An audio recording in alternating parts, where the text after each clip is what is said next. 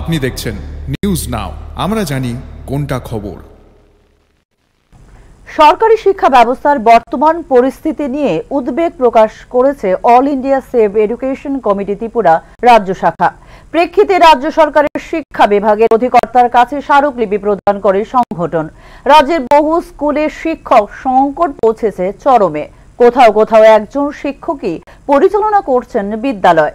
জাতীয় শিক্ষানীতি চালু হওয়ার পর সরকার হঠাৎ করে ১২৫টি ঐতিহ্যবাহী বিদ্যালয়কে বিদ্যাজ্যোতি প্রকল্প এর আওতায় এনে পাঠ্যক্রম ইংরেজি মাধ্যমে রূপান্তর করে ও সিবিএসই বোর্ডের অধীনস্থ করে দেয়। কিন্তু এসব স্কুলে নেই পর্যাপ্ত ইংরেজি শিক্ষাদানযোগ্য শিক্ষক।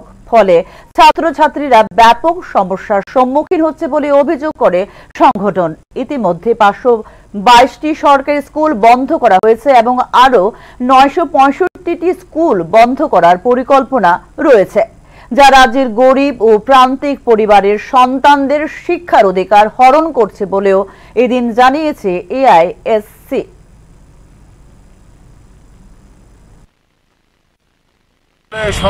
প্রয়োজনীয় সংখ্যক শিক্ষক নিয়োগ করতে হবে। কোনো অজুহাতেই সরকারি স্কুল বন্ধ করা চলবে না। সমস্ত বিদ্যালয়ের পরিকাঠামো উন্নয়ন করতে হবে।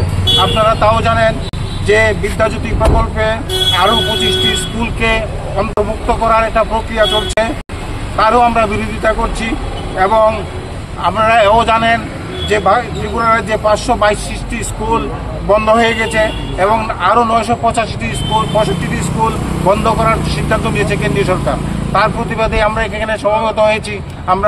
আমরা চাইছি এই যে অবিলম্বে বিদ্যাজ্যোতি প্রকল্প বাতিল হোক, বিদ্যালয়ে প্রয়োজনীয় সংখ্যক শিক্ষক নিয়োগ করা হোক, কোনো অজুহাতে সরকারি স্কুল বন্ধ করা চলবে না এবং সমস্ত বিদ্যালয়ের পরিকাঠামোগত উন্নতি হোক এবং শিক্ষা খাতে ব্যয় বরাদ্দ বাড়াক।